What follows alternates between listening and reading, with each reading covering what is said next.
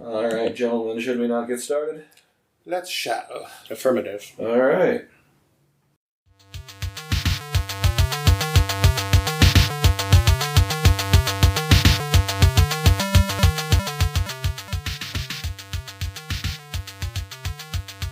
Hello, Internet, and welcome to another episode of Geek Fanthology. I am your host, Neil Cordray, and I am joined this week by...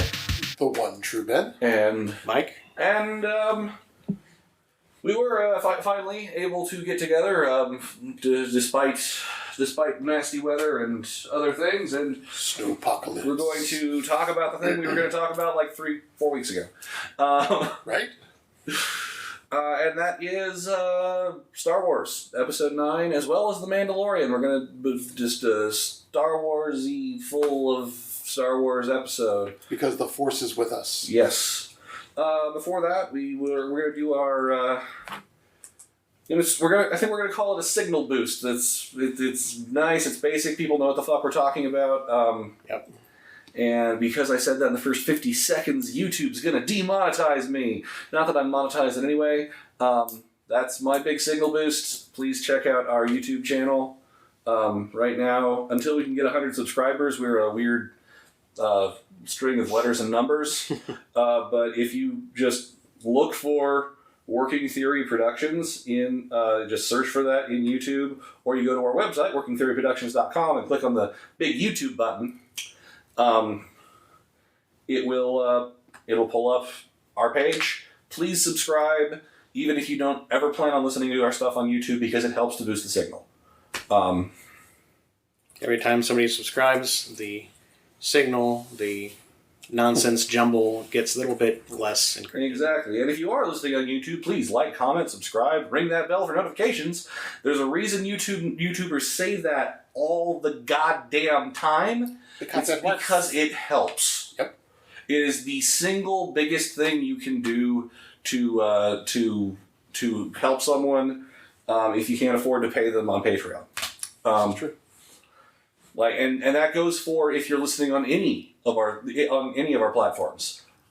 Share it, share it on Facebook, like our Facebook page. Do all the things. Rate us on iTunes, follow us on Spotify. I don't know if Stitcher has anything other than like adding us to your list, but however you consume our media, please do the thing that will help and make people know that you consume our media. The YouTube channel will have semi-regular uploads with me appearing on a webcam and talking about whatever movie I just saw at Alamo for 5 to 7 minutes without spoiling anything, like I used to do on our Facebook page that nobody really watched, but now I'm going to do it on our YouTube page so no one can really watch it. So, that's my thing. Who else has something they want to boost, signal boost, mention, cool thing that happened, game they're playing, whatever? all right. So, I will go first because... Go second. I already did my thing. After Of you... the remaining two, you will go first. Well, you just boosted our stuff. Yes. So, as a writer, I read. So, because it's, useful. I've been reading some superhero stuff because that's been in my radar. And so, want to boost a couple of series that I have begun to enjoy. First of all, the Wearing the Cape series by Marion Harmon. Good series, several books in it. If you like classic superheroes and the we have a public base and we are the so-and-sos, it's good stuff. Another one that I have found that has been kind of interesting and oddly appealing is the Uber Girl series. The Adventures of a 9-year-old superhero who basically has just gotten superpowers and doesn't exactly understand them. Her parents turn villain. Oh, Her dad turns villain. My dad is a supervillain. Is the first one.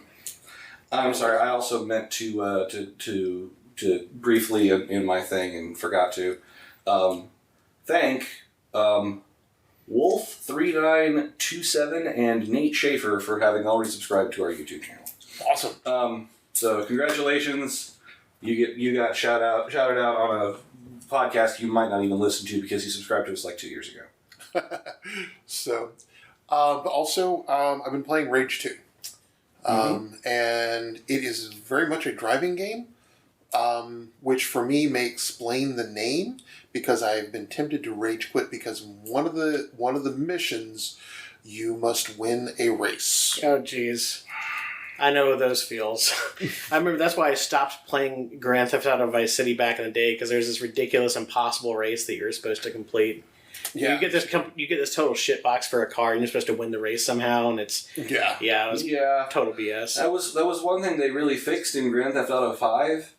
The guy who races also has a thing you can activate by pressing both the control sticks in that gives his car perfect handling for a short cooldown, which makes racing darn near impossible to lose unless you just completely suck. Yeah. Well, that unfortunately is still a possibility. Well, this is Rage. I'm talking about in Grand Theft Auto 5, not in GTA, like in Rage 2. Yeah. For you, Ben, and for any of our listeners, if you like books of the superhero of the superhero variety, I can also highly recommend the book Soon I Will Be Invincible. I cannot remember who wrote it. I can open up my laptop and check. It was quite a fun read. I enjoyed it immensely. And in the world of comics, there's the series Invincible, which is amazing. And then also, Secrets of Supervillainy is another good series that I've been reading. It's hilarious. And let's see, what else do I have here?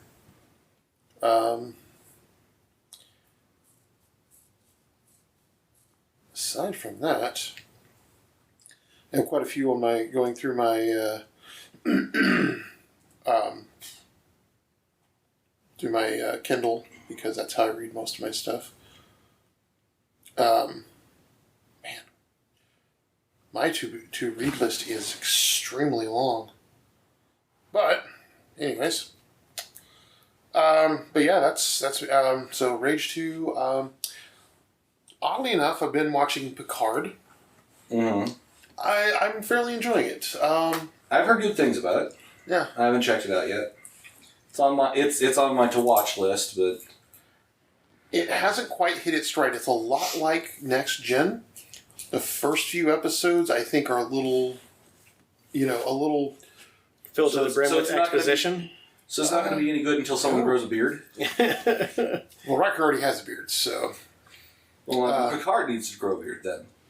He might. But it does tell a lot about the Starfleet universe in the first couple of episodes.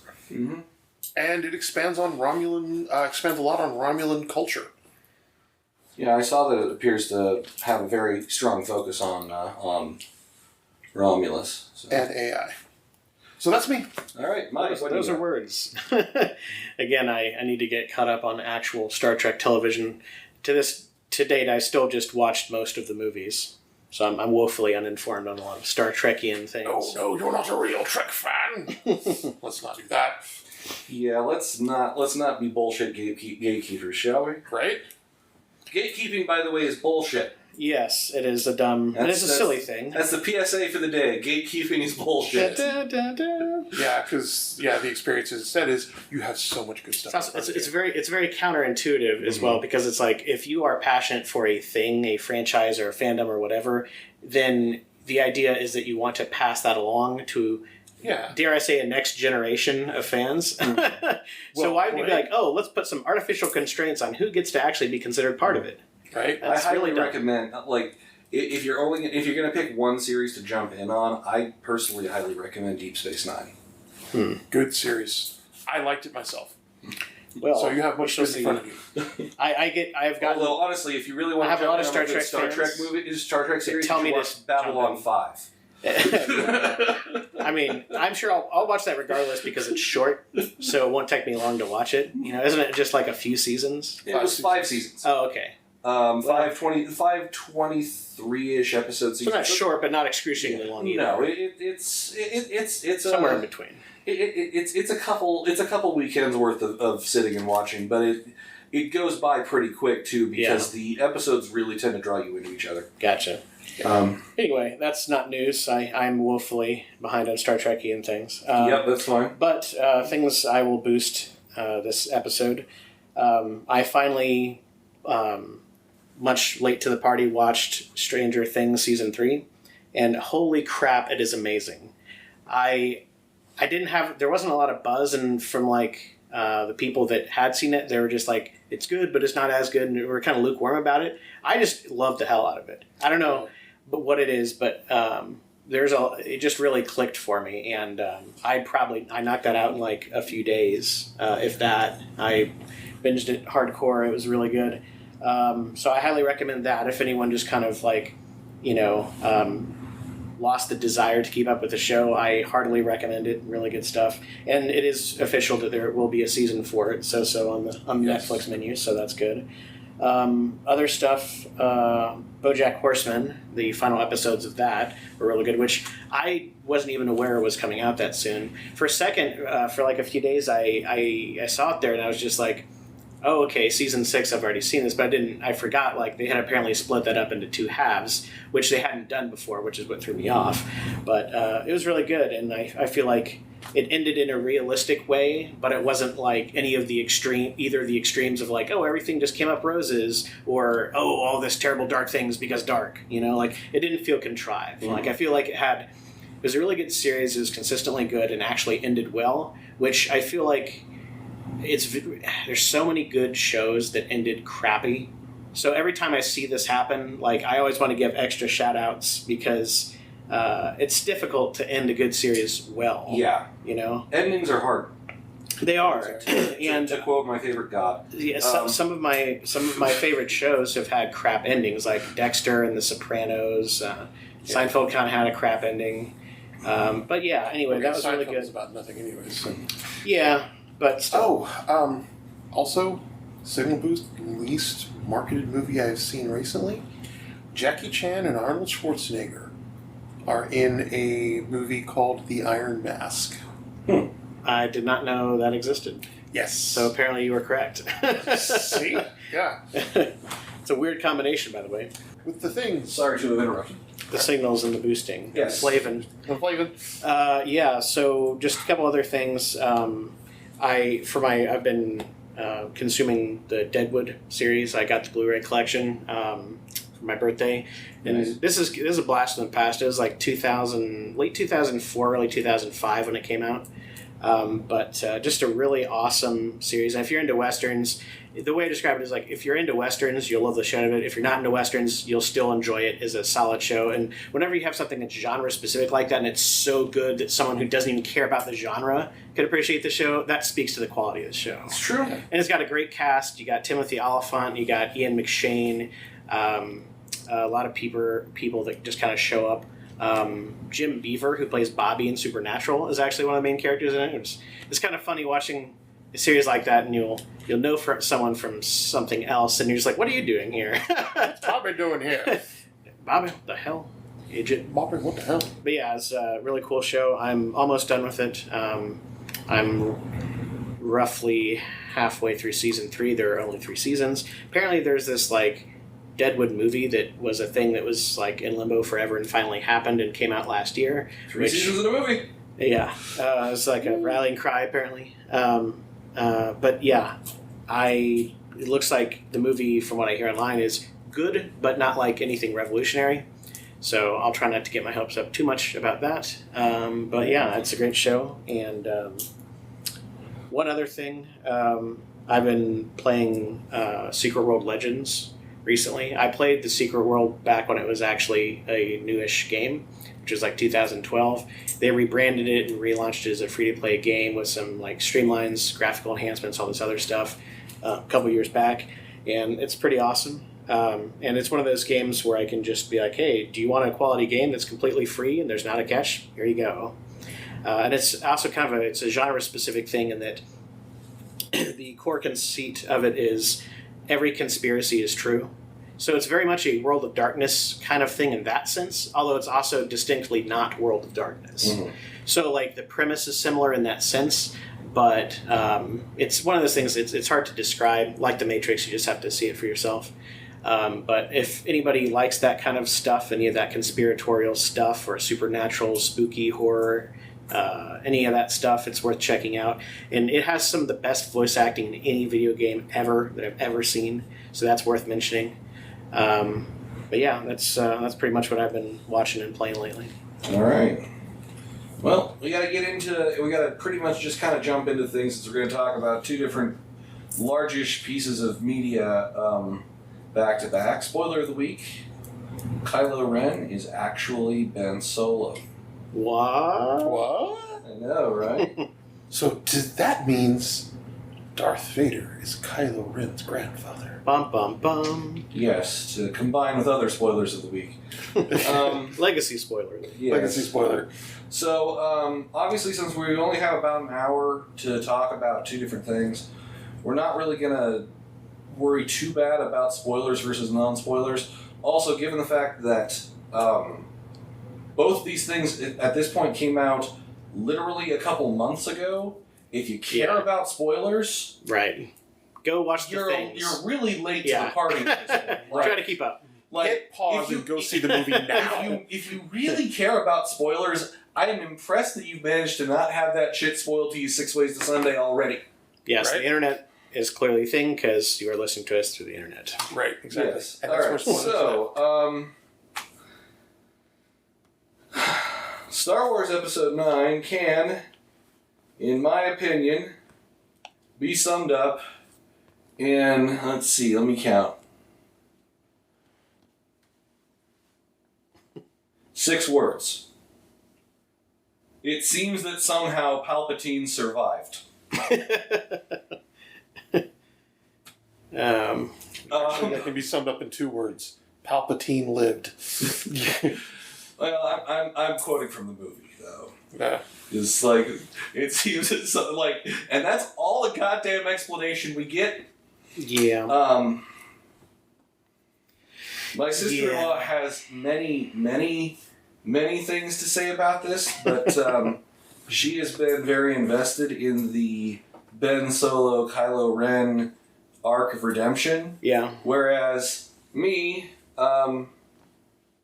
it's Star Wars. Every single villain redemption has equal death. Mm-hmm. I am not disappointed by the trend continuing with Ben Solo. Yeah.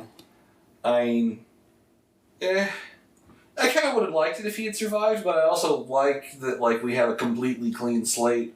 Yeah. All of the actual Skywalkers are dead, except now what's-her-face is calling herself a Skywalker. Right. Which is a little bit, it's a bit of red herring. The rise of Skywalker, and by that we mean a metaphorical Skywalker. Because literally every one of the actual Skywalker bloodline is now dead. Ironically, Rise of Palpatine would be more factually accurate. Only one way. Yeah, I know, right? So you got levels on that shit. Right. Yeah, Rey's grandfather is apparently Sheev Palpatine.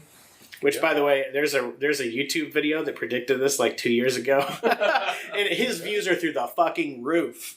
Oh, I bet. It was really interesting. I don't have the title or author or whatever off the top of my head, or else I'd shout it out. But yeah, it was one of those things that was suggested to me by YouTube because I had seen some Star Wars stuff recently. Yeah. I think I watched like a review of the movie to see what people thought after I saw it, and then it was like suggested, and it was like theory like Palpatine is Rey's grandfather or something along those lines, and it was like 2 million views or something. It's just like, it was hilarious. And I actually watched it. At this point, and he was like, bitch, I was right. There's a few things where he was kind of off and he was kind of spitballing, but he was fairly close to the mark, and he made some really interesting, like, this is one of those, like extremely, like, deep dive, like, analytical, like, well, based on the way they move in their lightsaber fights, blah, blah, blah, blah, blah. Like, he made a lot of crazy shit where he's connecting all these dots, and I'm like, yeah, most of that's true. And even, like, the theme, the music to Rey is, like, a somewhat similar to the Emperor theme that's off by, like, a few notes and changed up a bit. Like, there's some really crazy cerebral shit that went into this theory, and most of it was accurate.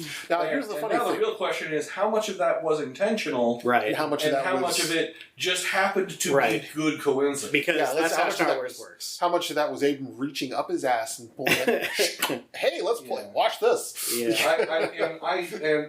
I also want to be like my 2 cents for Rise of Skywalker it was fine. Yeah, it was. I am increasingly of the opinion that we should not have had episodes 7, 8, or 9.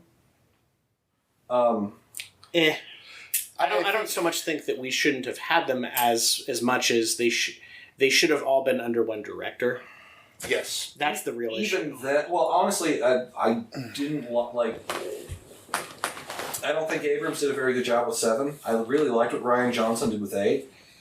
I liked The Last Jedi a lot. Yeah. Mm-hmm. Of those 3 movies, it was definitely my favorite, which I know makes me a heretic in a lot of Star Wars circles. But my view makes me a heretic in a lot of circles as well, which is I liked both of them for different reasons. I liked what Abrams did with 7, and I liked what Johnson did with 8. It was. I mean, it was A New Hope 2 Electric Boogaloo. Yeah, it was A New Hope 2. Yeah, that was but all it was. I'm just glad that we'll try to not go off too much on tangent here, but on 7, I felt like the expectations were insane, and you're trying to satisfy a legion of existing fans whilst still extending this bridge to a new generation of fans, and then having it be a thing that could then go into 2 more movies. That is a Herculean task. Right. You're trying to tell new stories in an established storyline where if you do something new, people are going to bitch. Also, if you do the same thing,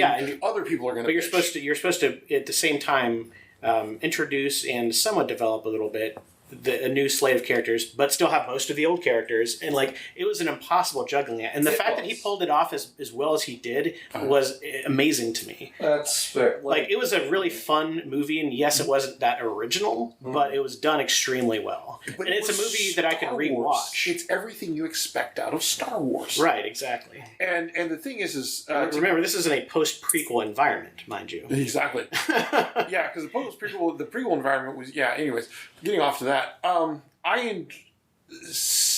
7, I did a lot of establishment. 8 was enjoyable enough to me. It was not completely necessary for certain things except for the Rey Skywalker storyline. The Rey Luke storyline. So the rest of that could have been, because none of the rest of that really impacted much of the current movie. But when you get into 9, you're paying off everything that happened in Star Wars. Bringing back Lando Calrissian, it was... I liked that. I loved that. And the way they used the Force was different from the way... Because the Force just fucked with reality. When Rey and Kylo or Ben would interact from vast distances, but affecting the environment around them. Yeah, it was really weird. It was. The thing is, and this is a point that's missed often when people discuss and debate, and specifically Star Wars fans discuss and debate the Force and how it works and everything. And of course, to quote Episode 7, that's not how the Force works. That's not how the Force works. As if Han is the fucking expert on the Force, right? Right. Well, I don't know. He spent a lot of time around it, but anyways, yeah. Well, relatively, but he was the guy. Ancient weapons and hokey religions are no replacement for a good blaster. No match for a good blaster at your side, kid. Yeah. Right, which is funny because he dies at the hand of an ancient weapon, but anyways. Yeah. But anyway, point is, a lot of people are like, oh, the Force, this is how it should work, and this is how it shouldn't work. Blah, blah, blah. People forget, in every single Star Wars movie, just about, I guess maybe if you exclude the prequels, because I don't think they really did much with the Force differently. But if you look at the original trilogy, and then in the sequel trilogy recently, every single movie, there's something new or different about how the Force works. Oh, yeah. Well, I mean, in the prequel trilogy, they did a bunch of shit that we'd never seen done with the Force before. Like that... Oh, did they? Oh, yeah. Well, they started with that whole hyperspeed running thing that Okay, so hold on. You mean in the context... Yeah, no, I guess you're right. Because they didn't actually do that in a canonical Star Wars movie before. No. Force speed is the thing. Yeah, Force speed. Right. Although I don't know. You had the Force... Well, I guess you didn't specifically have the speed. You have the jumping in the original trilogy. You didn't really have the running. Jumps. Right. Yes, but not... Yeah, Force that's speed. Fair. Let's see. What was it in... I don't think we had much new in Clone Wars. Not really. Or not in Clone Wars, but Attack of the Clones, yeah. Yeah, Attack of the Clones. In Sith, you had some interesting ways that Force push.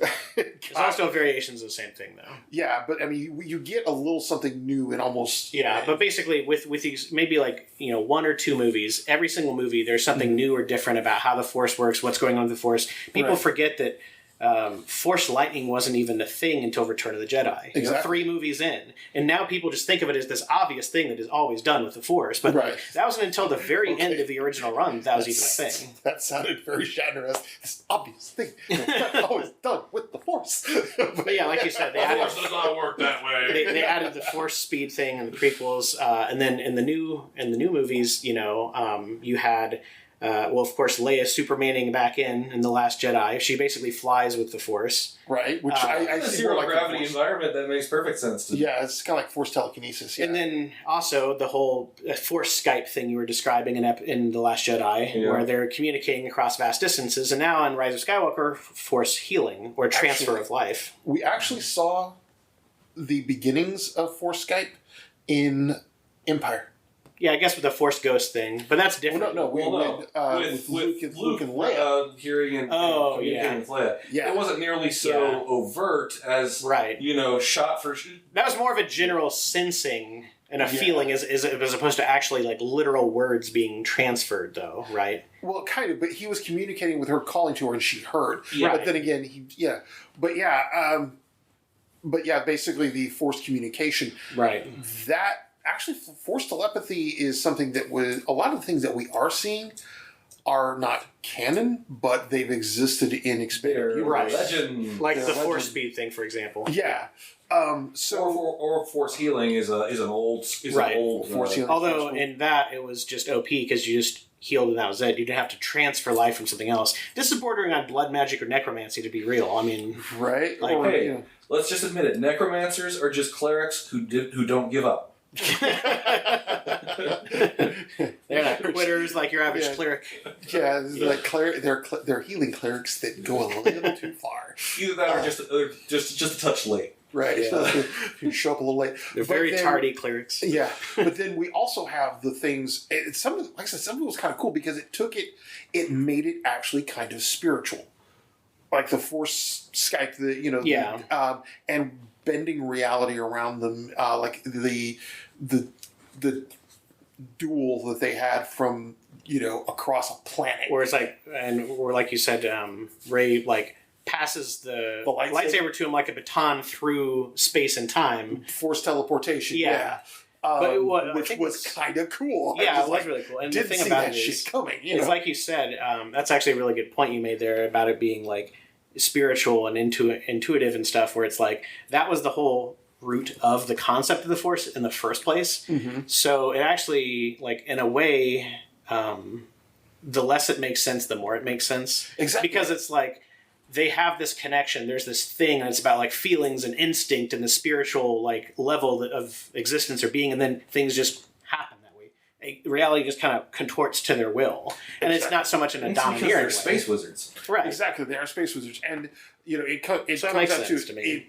I think it undoes to me the damage that midichlorians did. Yeah, and a good point about the whole. Yeah, I joke a little bit. Everyone just fucking ignores midichlorians now. I joke a little bit about the whole like blood magic necromancy thing, but in a sense, it makes sense because it's like it goes back to that spiritual element where it's like, okay, well, he did this thing, but he has to pay the piper because he did so many terrible things beforehand. Maybe if his hands were clean, he wouldn't be, right. He wouldn't have to give up his own life per se. Because Rey does the healing thing, and she doesn't like suffer from it. She's a relatively, innocent person. Right. Like, she has her faults, but she's not a homicidal maniac like Ren was for so long. Right.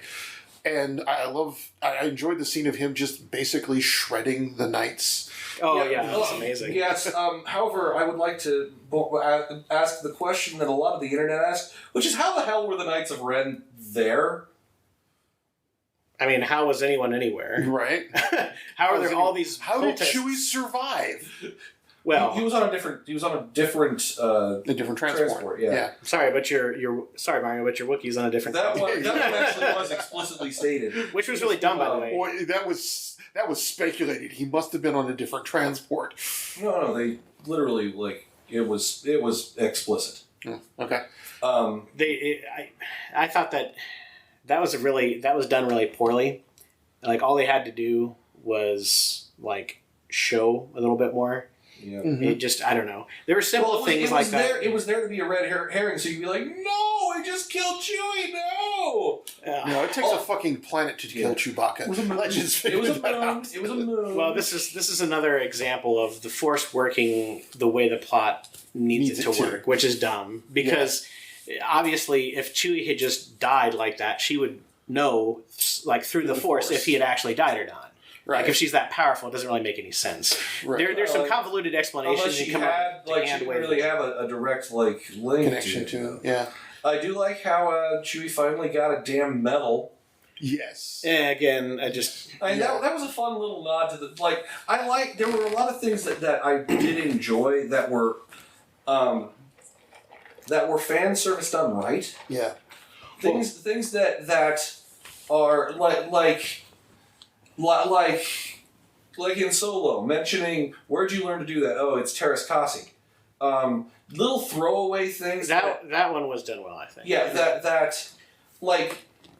here's a medal. Yay, it's a medal. That doesn't that's fine for most people, but it's also a little wink. It's a little subtle wink and nod. Yeah. Because it wasn't very heavily overt. I mean, I guess how subtle you view is a subjective.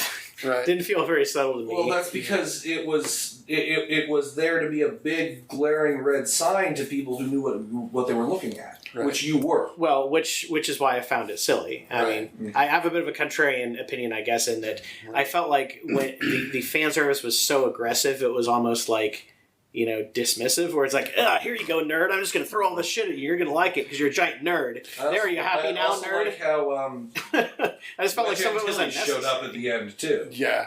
It was definitely the actor playing Wedge Antilles. It was the old actor who played Wedge. Which is fitting because Wedge never dies. Yeah. That's his thing. Wedge never loses. Even when he tries to lose, he wins. It's the old saying. There's only one pilot in the entire Republic fleet who gets to paint 2 Death Stars on his fuselage. Because even Luke fucking Skywalker couldn't do that. Yeah. TIE Fighter, Death Star. TIE Fighter, Death Star. Death Star. He was busy being on But yeah, and I liked the whole... It just came down to Palpatine versus Rey. It's like, I am all the Sith, and I am all the Jedi. And, you got the subtle fan service there when you had Kanan's voice. Yeah. That was pretty well done. I thought that was good. See, that's a good example of how it can be somewhat fan servicey, but in the service of something actually real and relevant. Exactly. Not just like, hey, here's the thing. Hey, remember that guy? Like, a good example of the silliness was in Rogue One, where it's like, hey, look, it's those 2 aliens from the Bard in New Hope. Remember them guys? Right. Where it's like, this doesn't have anything to do with anything. Come on. Right. But that was a good way of doing it. Because it's like, the people that don't know those specifics, then whatever, they don't lose anything. Right. The people that do are like, oh man, that's super awesome. Exactly. But yeah, I mean, and that was, to me, that was the crux of the movie. Is every Jedi is all the Jedi. And I will say this, there is a ridiculous amount of action and set pieces that are really cool and entertaining, just from like a kind of a popcorn flick roller coaster ride style. And it's, to me, it's kind of the greatest strength and the greatest weakness at the same time, where it's like, it's really entertaining and awesome in the moment, but the movie's so chock full, it never takes a moment to breathe, and you can never process anything. Yeah. And it's just kind of like, you're just thrown from one thing to the next. So I don't know.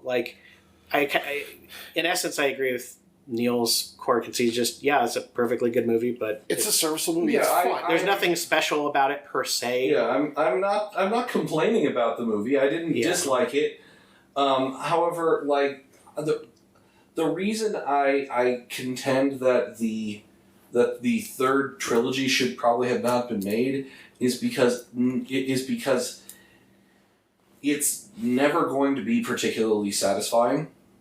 There's always going to be problems with it. The fact that we can argue about it for as long as we have, because the original series was as special as it was. Well, true. Although, if you try to look at it objectively, those movies aren't all that great either. They're good. They're fun, but they're not great movies. The original trilogy? Yeah, the original trilogy. The thing is that they hit all the right notes. Yes. They hit all the things that we want to believe in. Exactly, but if you try to just look at it objectively without nostalgia on it, they're also just fine. I would agree. I would agree somewhat insofar as Return of the Jedi. I feels like that, but I feel like the first two are a little stronger than just all right. Well, yeah, especially the first Empire. two. I mean, well, first of all, Star Wars did things that had never been done before in special effects and story. Right. You know, mixing mysticism and sci-fi. Empire introduced the ultimate cliffhanger ending. Yeah, And expanded the scope of it a lot with a bigger budget and more locales and stuff. Exactly. Han Solo frozen in carbonite. I mean, right. And no, I am your father. And Vader got to do a lot more badass shit in Empire. Oh, hell the yeah. first one. And so, we get a lot of those were groundbreaking movies. Return of the Jedi, still, it paid off a lot of everything that happened with the others. It has its moments, but a lot of it's just kind of like, hey guys, look, another Death Star. Ooh, like Right. It's not terribly original or interesting. we keep making things that can blow up planet like that is purely the Empire's goal. Is I want to be able to blow up planets. Well, the Death Star is basically nuclear power, the nuclear bomb. Because everything that it's the ultimate weapon. So yeah, that's going to be kind of their thing. But I think I agree with you to a certain extent here, in that I don't think the third trilogy need to be made as part of the first 6. Right. Yeah. I think they needed to do exactly what Let's pivot now to They need to something do I think that we could all agree was really damn good. They needed to do exactly what they did with a fucking Mandalorian and stop trying to tell that story. Yeah. And start telling other stories within the universe. Yeah, I think we're all pretty much on the same page in that there was a passable, like, there are fun movies that were enjoyable and we like Star Wars, so we enjoyed it, but like they didn't really need to be done, or at least they could have been completely different movies, because I feel like what was holding that back, I mean, part of the things I already mentioned, like different directors and not a good way of handling the IP, but the bigger issue is they're trying to cling on to these connections to the past. Oh, I see what you did there. No, that was not it.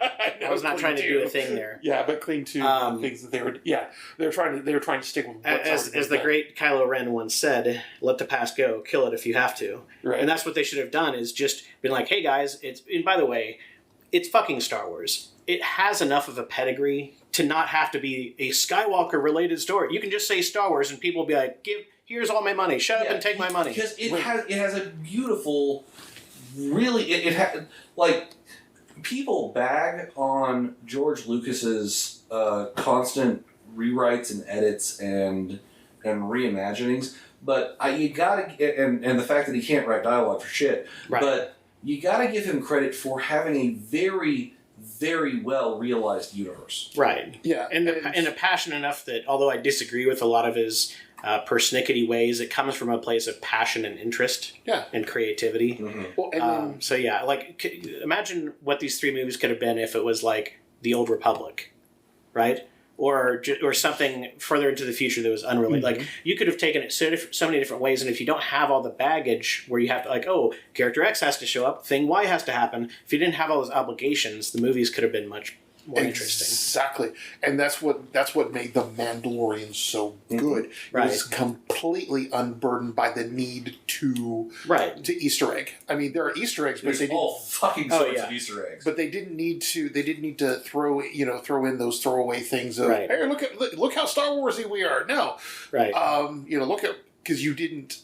The Mandalorian takes a it takes a completely unknown character in the ass end of the galaxy after the fall of the Empire, and does, I think, a much better job of showing the post-Empire galaxy. Mm-hmm. So a few things I wanted to touch on because we were kind of already organically pivoting to the Mandalorian. Yeah. I just wanted to make sure I covered everything here. First of all, the eternal question, who did Palpatine fuck? Everybody wants to know. Yeah. Go for Palpatine. The hell's an aluminum falcon? Yeah, people will be pondering that for some time. So, truth be told, though, it's Palpatine. He could be going, you want me. I want you. Well, I mean, to be fair, he is he could force rape somebody.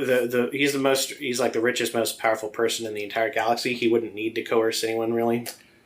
True. He wouldn't have to do the magic booger. You also have to keep in mind that he was the people of Naboo. Elected him senator, adored him. Right? Yeah. So I'm not sure exactly how the timeline works out, but time is really weird. It would have been. Yeah, it would have. We don't even know necessarily what capacity he was when he had that child. Yeah. That then had that child. Yeah. Right. But yeah. So anyways. What else? One thing I did want to mention real quick. For some reason, C-3PO is awesome. Like, I always thought C-3PO was totally lame and one of my least favorite characters in the entire franchise. And in this movie, he was just interesting and on point and had great lines. Like, what's up with C-3PO in this all of a sudden? Right. And by the way, he is capable of reading, just he can't tell you anything about ancient Sith. Right. Because plot reasons. Yeah. Also, another thing I wanted to say, half this movie is chasing a MacGuffin, and we really didn't need to do that. You could spend all that valuable time actually paying off these character developments. Mm-hmm. So I thought the MacGuffin issue was kind of dumb. It's like, hey, we need to find the thing to unlock the thing. It was like a fucking Resident Evil game. All three of the movies have had a pretty severe case of MacGuffinitis. I mean, that's always been a thing for the most part, but this was like really egregious, in my opinion. Yeah, because, we didn't need the MacGuffin because, hey, Kylo Ren just dropped it in our laps. This other thing, by the way. Right. And it's very much like... There always do. The unlikely, sinister plan that all depends on a lot of very specific things happening in a specific way, right? Mm-hmm. Like, you saw this with Baron Zemo in Civil War, where it's like, if you actually stop and think about it, and it's like, well, that plan doesn't make any fucking sense unless all these unlikely things happen in just this way. Exactly that way. And that's exactly what happened with Palpatine's plan. Yeah. It's referred to as in troping circles, if I recall correctly, it's referred to as bullshit. Yes. Right? No, now I gotta actually look it up. Another quick thing. What did you guys think of the concept of light speed skipping?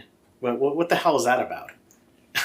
That just seemed like a stupid hand wavy thing to get a cool action scene. Yeah, because in New Hope, he talks about bouncing too close to a supernova or too close, basically is like, and they were jumping into these really close spaces. It made no sense at all. Yeah.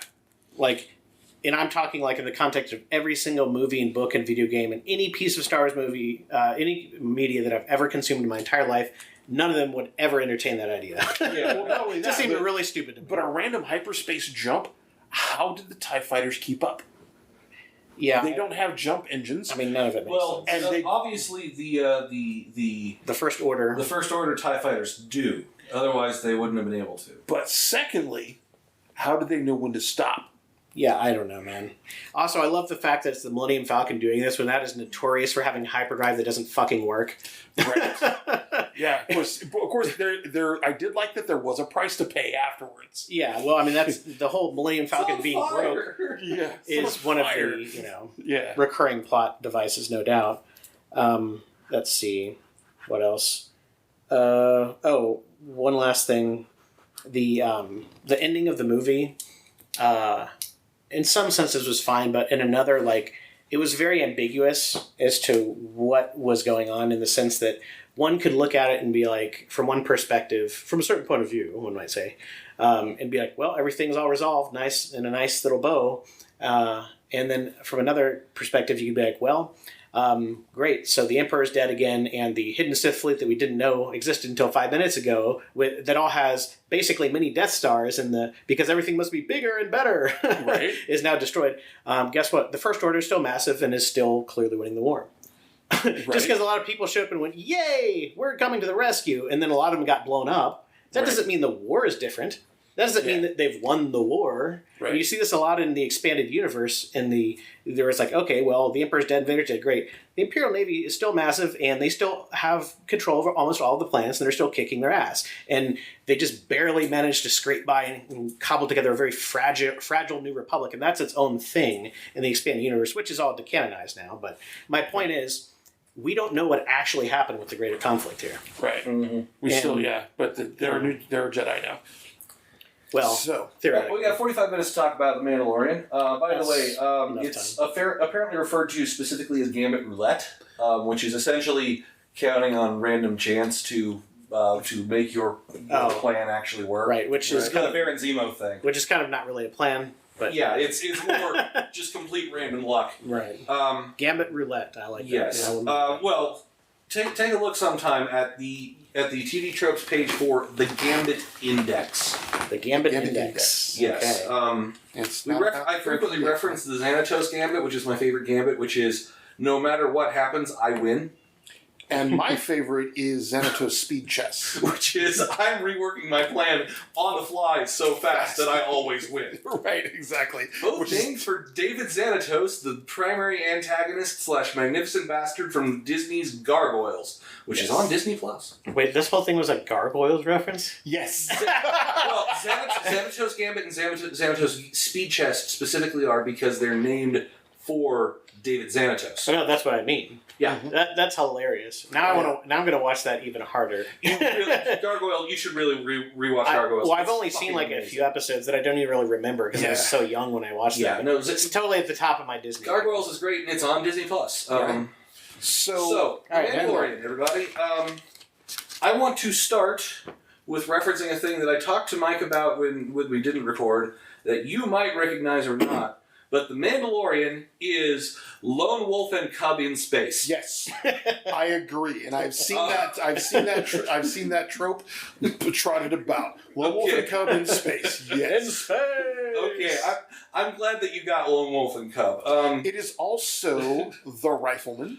Yes. It is also, Oh, I had notes. Where did oddly enough, it is also Andy Griffith.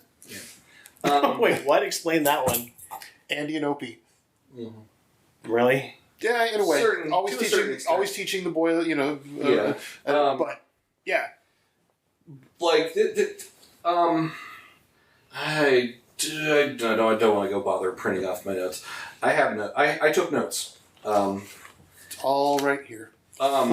He said. I believe it was episode 4 was just Seven Samurai. Okay, what happened? Where they land on the planet, he meets the jump trooper. Oh, for a second, Yes. I thought you were talking about the movie. Yeah, no. Episode 4 of was- The Mandalorian. Episode 4 of The Mandalorian Okay. was Seven Samurai. Yes, / Magnificent Seven. Yeah. Right, only without all the deaths. Yeah. Right. Like, Yeah, without protagonist dying. each one was pretty much like each episode, except for like the first 3, were all very much. It was like, okay, what are we going to just make in Star Wars universe? Right. Seven Samurai, Prison Break.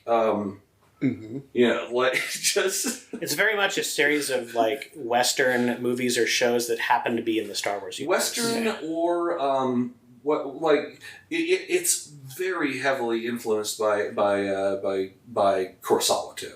Yeah. Even though Lone Wolf and Cub isn't Kurosawa, Yeah. Kurosawa is very heavily influenced by Lone Wolf and Cub. Right. Um, So, I mean, yeah, it basically did exactly what episode 7, 8, 9 should have done, which is broke from the Skywalker saga and told the story of someone else who was not a Jedi but was a badass. Right. And I like that there's some tangential relation where like people know who Boba and Jango Fett are, people recognize the iconic armor, people may have heard the Mandalorian name thrown around in a show somewhere. Either the casual viewer that is interested enough to watch it will have some connection and context without it all being all, hey, remember this? Nudge, nudge, nudge all the time. Yeah, exactly. I do want to go on record as saying I don't like the bullshit Mandalorian never removes his helmet shit. I think that's stupid. Yeah, I don't really... This is coming from someone who has been playing a D&D character whose whole shtick is he never removes his armor for like the last 3 years. But... I mean, that's a different medium. Yeah, it's a different medium. Like, we never take off our helmets ever is like... When every Mandalorian before that has not. But I still... It works as a shtick within the yeah, I kind of agree with you both. Like, I think it's bullshit, but I feel that it's bullshit in service of a thing that kind of works. Because Boba Fett never visibly took off his Although he wasn't actually a Mandalorian, I don't think. Yeah, but that's... That depends on how canon you believe the Clone Wars... the Clone Wars TV show versus media that is also considered canon. They have competing arguments as to whether or not Jango Fett was a Mandalorian, and Boba being his young clone would therefore also be one. But don't you have unless to earn? He wasn't. Don't you have to earn being a Mandalorian? Do you just get born into it? Well, anyone can be a Mandalorian if you are raised as a Mandalorian. The question is, was he raised as a Mandalorian? Yes, he was. And one would argue that perhaps he was, or maybe he wasn't, depending on how Django was versus not. Right, well... Yeah, it's confusing. It's a whole lot of stupid. Yeah, it is. It is very much a whole lot of stupid. And it's taking us away from, like... Okay, so episode 1. We get introduced right away to some great characters, including the Ugnaught Quee. Or Queel? Queel. Yeah, Queel. I have spoken. I have spoken. Great part for Nick Nolte. I have spoken is a great way to end a discussion. I have spoken. yeah, it's just,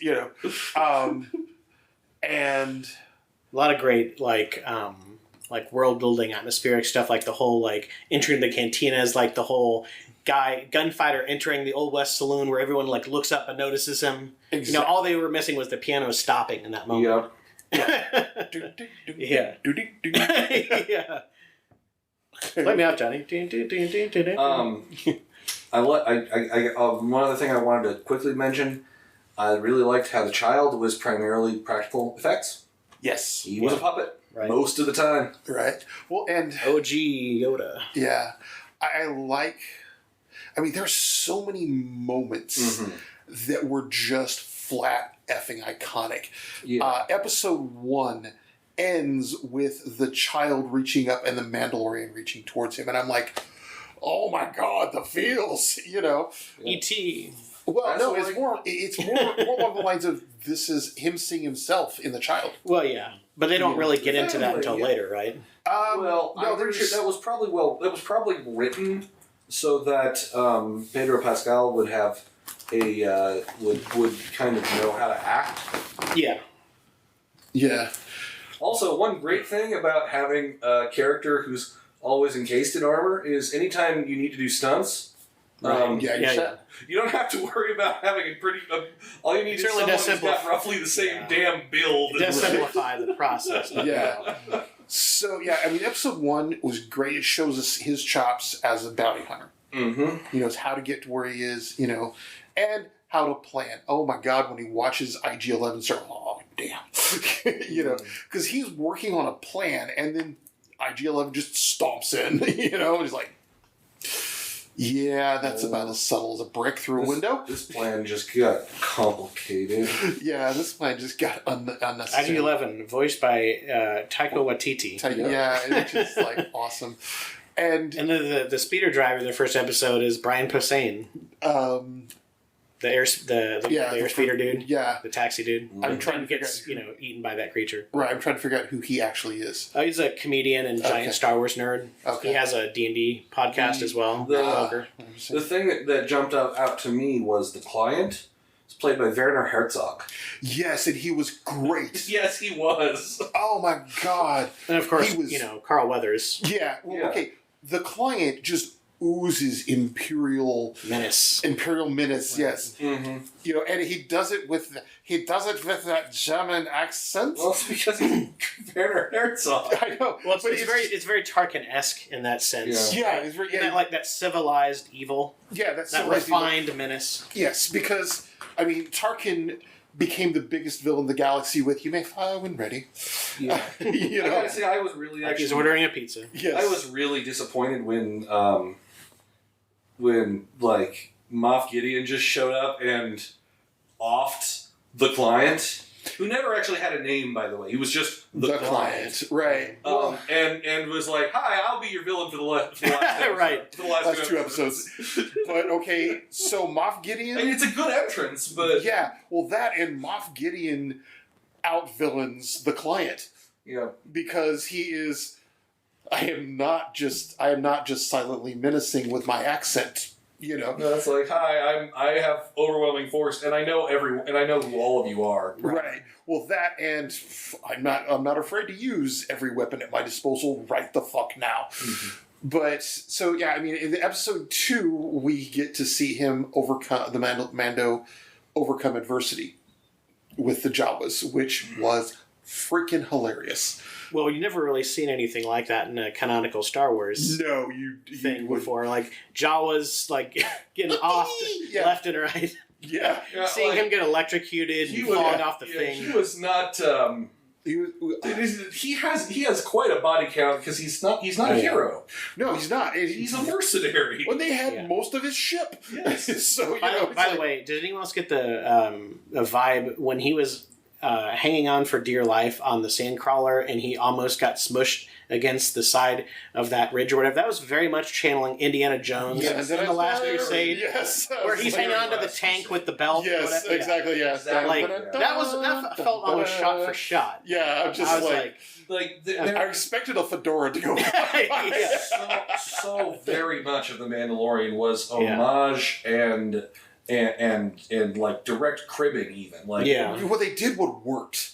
Yeah, no, And I mean, I'm okay with it. Yeah, like I said, episode 4 is Seven Samurai, and that's not a bad thing because you know what? Seven Samurai is a damn good story. Exactly. And you could put it anywhere. Right. Well, and the thing that we see so much about it is he's human. Mm-hmm. With Literally and metaphorically. Right. Well, because in the episode, when he comes back and he's like, what's going to happen to the kid? We see that first glimmering of his humanity. And then, they might be doing terrible things to the kid. I'm going to go in and slaughter everyone in sight. Mm-hmm. But he doesn't kill the doctor who kept the kid alive. And there is so much that we see in those few lines. He tells an entire story in that dialogue, in that little bit of dialogue. Mm-hmm. Because Mando comes in, and what does the doctor do? He throws himself in front of the child and says, "Don't hurt him."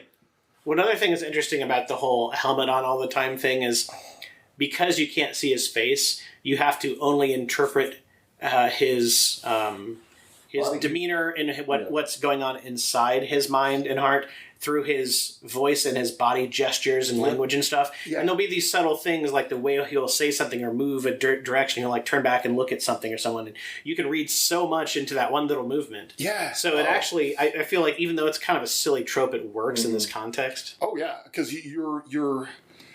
it's so much body language. Plus, his reputation is so much easier to be this big, scary, mysterious dude if you never see his face. Exactly. If you see his face, a lot of that goes away. Right. So it's for the sake of his reputation, it makes sense as well. The other thing I like that we see in the first few episodes of Mandalorian, armor that works. Right. What a novel concept. Beskar. Beskar Steel, man. Beskar Yeah. Steel. It'll turn away a blaster bolt. It'll stop a blaster bolt. But Yeah. at the same time, they acknowledge that it's not magic, and if you take enough bolts, guess what? Your armor's crap now, and you got to repair it or get a new set. You know? Yeah, or if you get It's not magic. Get out of jail free card. Yeah, if you get beat by a mudhorn, often enough. But That sounds like something that should be an Urban Dictionary, but yeah, mudhorn. But yeah, Makes for a pretty badass sigil, though. it does. oh yeah. But I mean, we get to see, and I love that. Episode 3 is the sin. Mm-hmm. And I'm just like, yeah, because that's where everything turns around for him. And he ends up having to go on the run. But yeah, episode 4, which Cara Dune, one of my favorite characters. She's fantastic. She's amazing. Yeah. Yeah, she is just because she proves that she can go toe to toe with a Mandalorian. Being a rebel shock trooper. Mm-hmm. That was just amazing, and then of course the child diffuses it, drinking tea. Yeah, I mean, he is a bone broth, walking, actually. talking meme. Yeah, or bone broth. It's like bone broth. Yeah. Yeah, another thing that I liked, from the word go, I mean, from the first episode when he was like, I mean, that was the intro to the whole series, was him tracking down his quarry and going into that bar and everything, or cantina, I guess, if you want to be specific. It set the tone, and you have very grounded gunfights, which feels weird in a Star Wars context, but there it is. Yeah. In the original trilogy, it's just like you had all these stormtroopers that could magically never hit anything, and everyone's shooting so far away from each other, and it's all very ephemeral and floaty, and it's like, oh, bright lasers, pew pew, it's a laser show. In this, it's like they're right up in each other's grill. They're at a realistic distance of where actual gunfights happen in the real world. Things are messy. People are getting knocked around. Tables are getting knocked over. People are like smacking hands aside to throw off. Like it feels like, I guess the analogy I would use is what John Wick has done to action movies. This series has done to Star Wars blaster fights. Yes, like it feels real. Except for when they tried to kill the 2 Minox and couldn't hit the broadside of a goddamn bat. Well, Or okay, am I not? Giant bat. the giant bats. Okay, it was dark. I don't even remember this part. This was in the last couple of episodes. When they get attacked, when they've gone back to the planet and Carl Weathers it was originally going to just betray them and give the child back to the client, but then they get attacked by Minox. Right. The same things that latched on to the Millennium Falcon, except bigger. Yeah. Carl Weathers gets bit. It's poisoned. The kid heals him with force magic. Right. Little redundant, but yes. Yeah. Right. Which is what causes him to have a change of heart. But like, Cara Dune's shooting her goddamn machine gun at him and can't hit anything. And these things are huge. They're like the size of a Lord of the Rings eagle. I'd have to rewatch it, but I thought that she was hitting with a lot of the shots. They were just that fucking large and tough. They were, because she did hit a few times. But again, you're shooting at a moving target at night. I mean, I have a hard enough time hitting a moving target. If I recall correctly, wasn't she shooting from the hip as well? Yeah. Yeah, she was shooting because she was shooting a fucking M60 is what she was shooting. More or less. Yeah, not something you're notorious for aiming at with, but... Yeah, it was kind of like mainly a spray and pray situation. Right. But the other thing about this, Mando gets hit several times. He takes shots. Right. And that's part of part of what I described about it being realistic is like no matter like he's clever and experienced. So much like John Wick, where he will stack the odds in his favor to as much as he possibly can and make smart tactical decisions in the moment. But even then, he's just in such a shitty situation that he can't help but take a bolt or two to the chest. And it's like, yeah, that happens. Right. He doesn't just magic. Oh, it's just a flesh wound in my shoulder. It's like no, he gets hit center mass on several occasions, and it knocks him. And he gets knocked on his ass. Yeah. Oh yeah. And it was just. Yeah, he gets hit, it hurts, but he gets back up because he's a tough mother. Mm-hmm. And yeah, it just, everything comes so full circle, with when it comes to the end. I mean, so there's, I love the prison break one. That was a great episode. Yeah, That that was- was a great episode. Oh yeah, because then you realize this is one guy against a group of people who are not all that unified.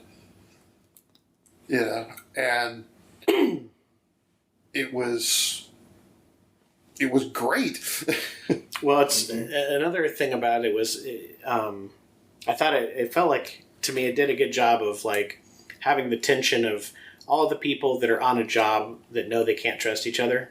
Mhm. Like, there's a lot of that heist movie stuff going on there where it's like, okay, he's going along for the job, but he can't, there's what's actually said, and then there's what people actually think. Right. And like, he's like, I can't trust any of these motherfuckers as far as I can throw them, despite our history. And then, of course, he's proven right, because the plan was just to betray his ass the whole time. Right? And yeah, I mean, it does not end well for them. No, it doesn't. It doesn't end as badly as it could. There's only one person who really comes to a bad end. Well, yeah, I mean, the mastermind of the job, the guy that hires him in the first place, Well, that and the droid. yeah, they get their ass lit up. Yeah. Which, ironically, well, I don't know if it's ironic per se, but I just find it funny that this, like, vigilante, or, well, not really vigilante, well, kind of, because now he's protecting the child, right? Vigilante / merc, whatever you want to call the Mandalorian, who has this massive body count, and it's like, he basically just calls up the cops, and that's the Right. solution. It's like, Well, hey, it's- Republic Fleet, you should check Right. this It out. wasn't Well, so it's- much that he called the cops. It was more like the cops had already been called, and he said it was them. Yeah, Right. it was those guys. Yeah, Yeah, he was the anonymous tip. right. Actually, no, it was more along the lines of, hey, you know what? We just low-jacked your car. It's their car now. Right. It would have been just as effective if he had put a bomb on Right. let's see, It was just a one-step removed bomb, essentially, because Yeah. in comes the, what was it, an on X-Wing or something? It was a two three. X-wings. There's like a, It was 2 or 3 X-wings. it was like a, what do they call those? Oh, squadron, I guess. Squadron, yeah. Yeah. It was it's just Well, I think a squadron is like a wing of It was, X. it was a Yeah, flight. Because of I think a X-Wings. squadron is like a full 12. Yeah, it would be a flight of X-wings because a wing is. Yeah, anyways. Or in this case, a murder of X-wings. They blew the shit out of that place. Fuck out of that place, yeah. But I love that they saw what was coming Right. before, and the guy's like, yeah, well, I really kind of brought this on myself. But I have to wonder because he ran. He ran with the animal. Like, did he make it to an escape pod? Is he going to show back up? Hard to say. But then the last couple of episodes. Also, I was my right. That was God. Clancy Brown as the Dev wrote. It was Clancy fucking Brown. Yeah. It's like it sounds and looks a lot like Clancy Brown. I It wonder if that's was. Clancy Oh, Brown. yeah. Well, and the human that had the little like hidden gun on the shoulder, was that was Bill Bill Burr. Burr. Yeah, and he was one of the best. Yeah, it's like not one of those. I wasn't a stormtrooper. Yeah, But that was yeah, pretty funny. but I like that he was able to do it, and they all survived. Except for Quinn. Except for Quinn. And maybe But see, they were all. Ran. Which one was Ryan? The guy with the beard who hired him. Oh yeah. Okay, so He might or might not have gotten away. It's hard to say. yeah, but then we get to the last 2 episodes, and oh my fucking god, did that? I mean, tie everything together. So, I mean, because we get one of my favorite scenes in that one, to nurse and protect. And he does that by killing everyone. Everything in front of Well, I love there's a part where he's blowing the child is like and then blaster bolts come too close, pivots. Yeah, suddenly he gets his torso in the way of the child. Exactly. And there's something amusing about it. A droid being reprogrammed to do a different thing, but he only knows how to do that thing by his previous programming. Right. And when that previous programming is killing everything, Leave the IG unit for Christ's sake. It's it's Assassin's kind of Creed. But now he's assassinating everything that is a threat to the child. Yep. But yeah, I mean that was an amazing scene. another fun fact, the biker troops were Jason Sudeikis and Adam Pally having that conversation. Oh, Yeah. and did anyone else get massive flashbacks to the old to the old fan show Troops. fan The movie troops, Troops? yeah, it was Yes. very troops. It was like, oh Yeah. man, this is so Troops, yeah. And that was what and like I could go on and will to a little bit like the Mandalorian had a whole fuck ton of fan service and little tidbits in there, and that was really done right because you wouldn't even you're not losing anything by not getting it, Yeah. but it's there. Oh yeah. So okay, another one of my favorites, of course, is the end of episode 3, when all the Mandalorians show up. Yep. That was pretty awesome. That was amazing, and it makes you wonder. Go okay, and of course near the end of the end of the other episode, when the armor with a pair of hammers goes through a group of stormtroopers. Yeah. The armor just fucking murders them all. Right, and I gotta hammers. Yeah, and I gotta wonder. It's like, if they're that deadly, who did they actually end up killing? Because, all that armor and stuff. And of course, I was wondering, did they abandon the armor, or were they all dead? It could be It could be a Dr. McNinja sort of situation. Is a deep cut. I'll explain. Please do. So there is a webcomic. There was a webcomic. It is actually a completed webcomic now, called The Adventures of Dr. McNinja. That I have read. I'm quite fond of it. Every member of the McNinja clan is given a mask. Is given a balaclava mask at birth. Okay. That's a long time to wear a balaclava. Yes, they don't get around how they eat and drink and all that shit. Like it's entirely like how did you drink an entire bottle of tequila without taking off your mask? Wouldn't you like to know? But that's what we asked. But the members of the McNinja clan have a final thing they can do in terms of defense, which is take off their ninja mask and recede into the background. And like it's sort of it's a last resort. Mm-hmm. I am beaten, so I'm not a ninja anymore. Bye. Right. And so it's possible the Mandos just did that. Right. Or it could be that they were all dead. Hard to say. Yeah. The way the armorer was talking, it really sounded like they were all dead. Yeah. The other thing, too, is that seems to go against the Mandalorian culture to just, abandon your stuff and your identidy. Right, yeah. A Mandalorian weapons are part of my religion. In my opinion. That seems like that's what they almost definitely were all dead. Yeah. But... So, again, another, Western trope of, Butch Cassidy and Sundance Kid or something where everyone's dead. Right. Damn, but we're in a then... tight spot. Yeah. That's the wrong. That's over the word. No, sorry. Who are those guys? Is Butch Cassidy and Sundance Kid? Sorry. Yeah. So, and then of course we get all of the stuff in the last episode. Mm-hmm. The finally getting the jetpack. Mm-hmm. Right. Which was awesome. It's a great payoff. Oh yeah.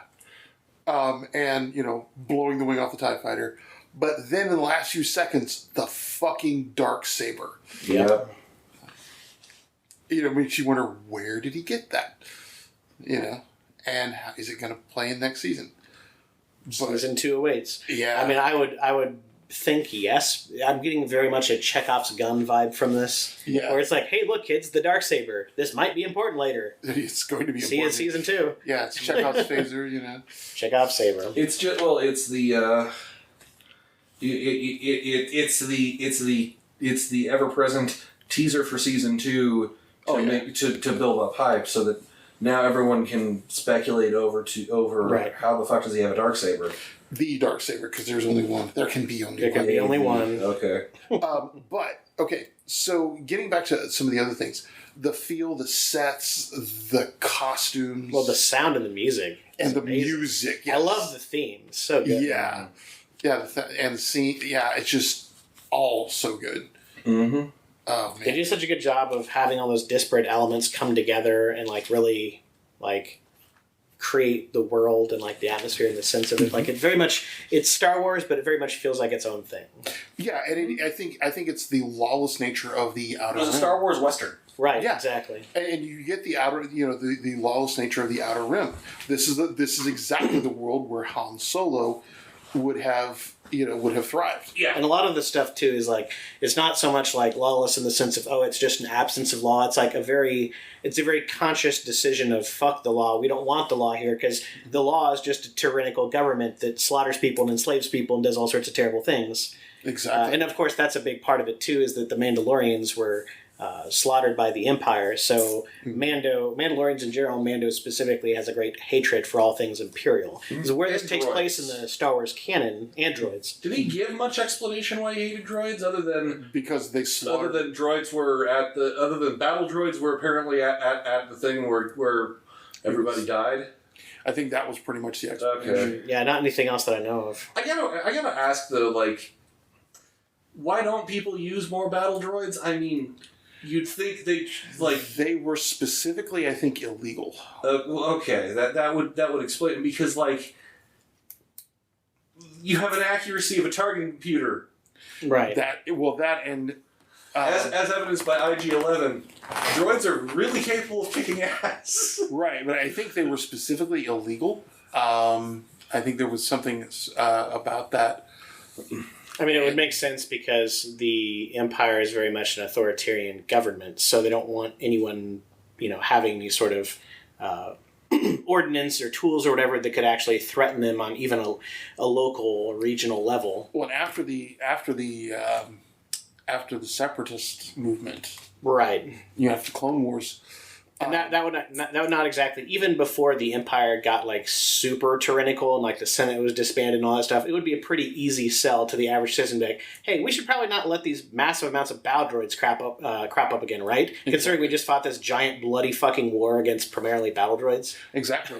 But clone technology, just fine. Roger. Yep. So I did like that we did get to see his face, but I didn't think it was at all necessary. Yeah, I agree. I should say I did not like that we got to see his face, and I didn't think it was at all necessary. Yeah, it wasn't necessary. I gotta say, I'm really freaking sick of the I am not X loophole. Right? I am not a living being. Yeah, I am no man. I am not a living being, what have you. Well, what are you referring to? Because Which king of Angmar? No man can kill me. Eowyn takes off her helmet. I am no man. Oh, you mean the semantics bullshit? Yes. Yeah. The semantics. I am not the thing that makes this against the rules. Because I'm playing legal. I defeat you by the power of grammar. Yes. Okay, but I still go to 13th Warrior. Honey, it's made from honey. I haven't seen the 13th Warrior. Oh, okay. Sorry. Well, Antonio Banderas playing an Arab who is Muslim, and he keeps on offering him mead, and he keeps saying, and he's like, I cannot taste either the fermentation of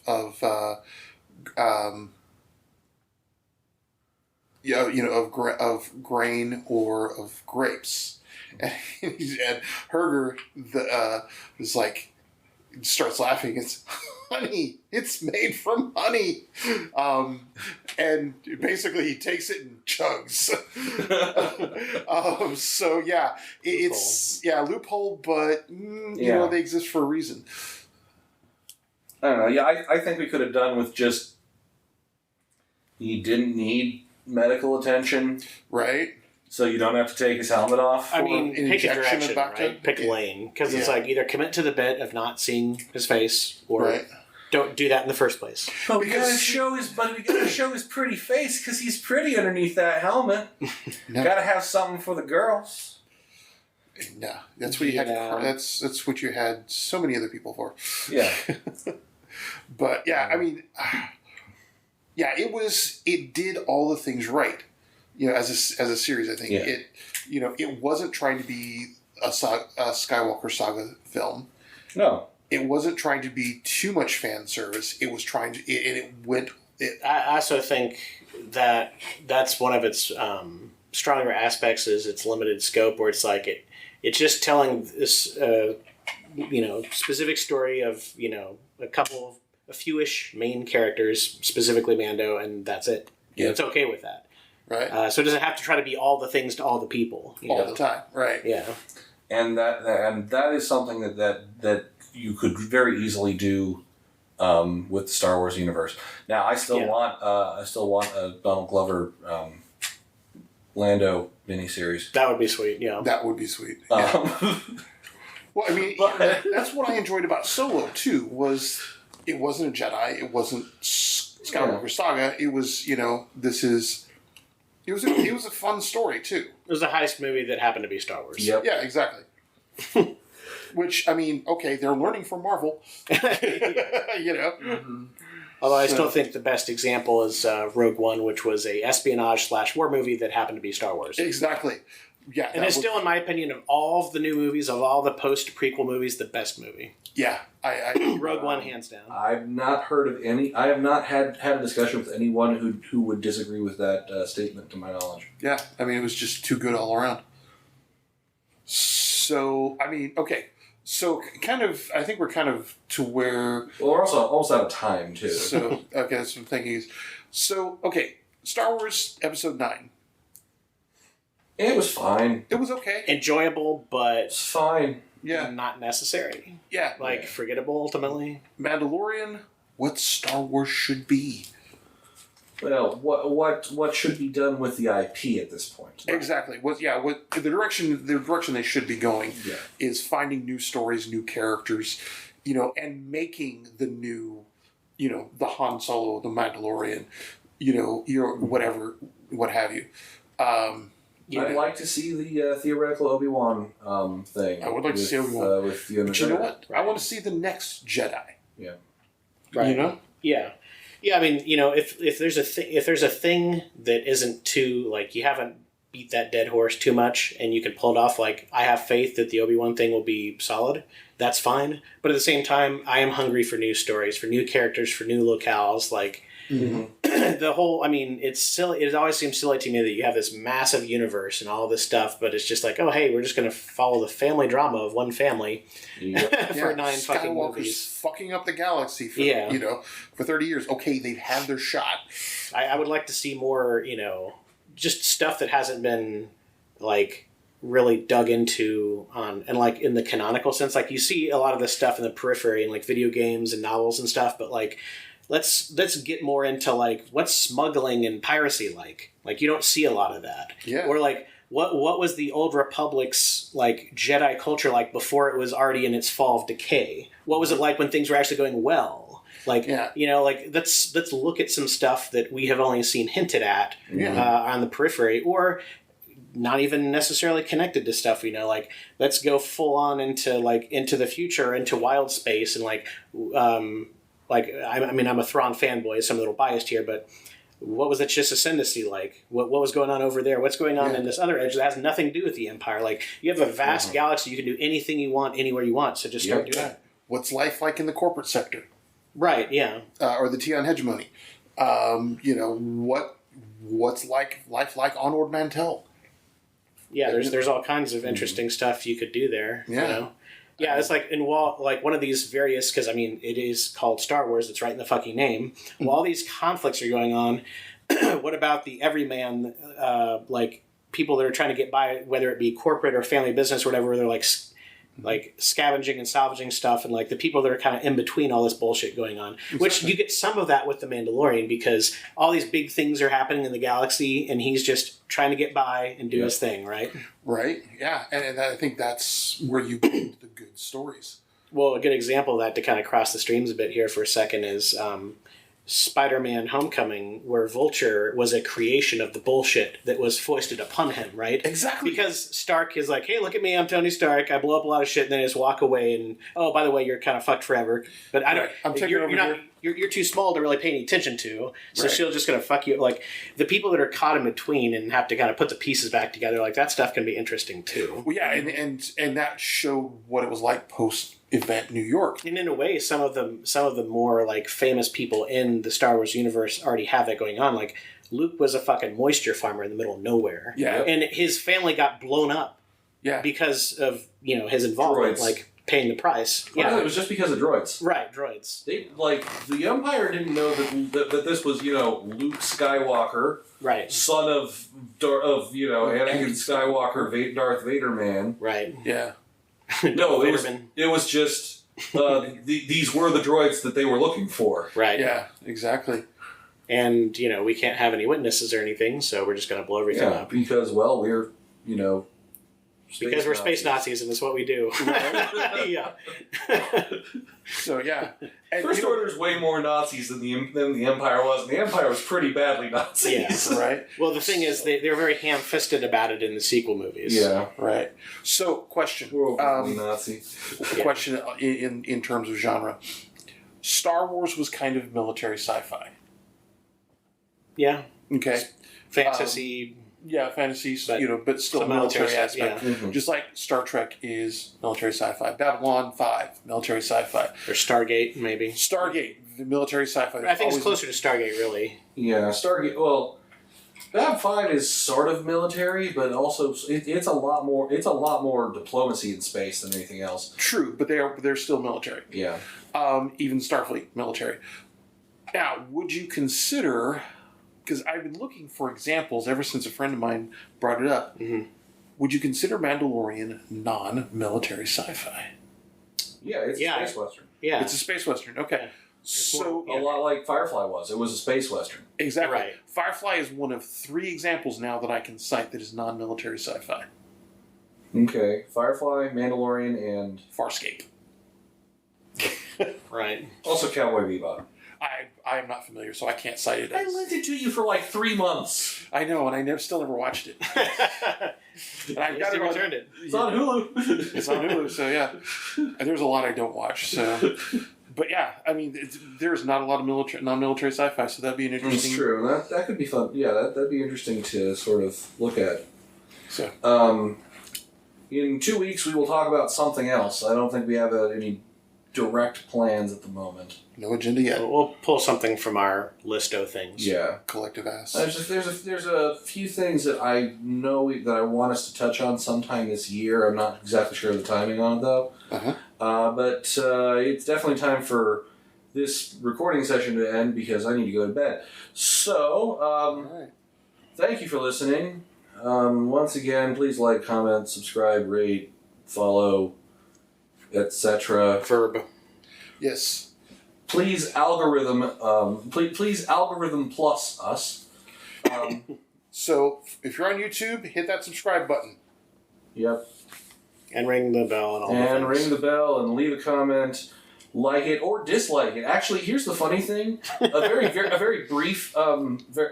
brief aside. YouTube only cares about engagements. It doesn't care about the quality of that engagement. So 7 billion dislikes on something is just Still as important as engagement. 7 billion likes. Yep. Anyways, hit the subscribe button. But ring the yes, do the things. We'll talk to you in 2 weeks, everybody. This has been Neil bell. The one true Ben. and Mike? and we will talk to you next time on Geek Fanthology. This podcast is a production of Working Theory Productions. It was brought to you by the letter T and the number 96. Opening theme is Ultra Mega Hyperstorm and ending theme is March of the Mind, both by Kevin MacLeod. If you enjoyed this podcast or know someone who would, please consider sharing us on your social media, sending us an email, liking us on Facebook, liking us on YouTube, pretty much any of the things that would help to build the algorithm.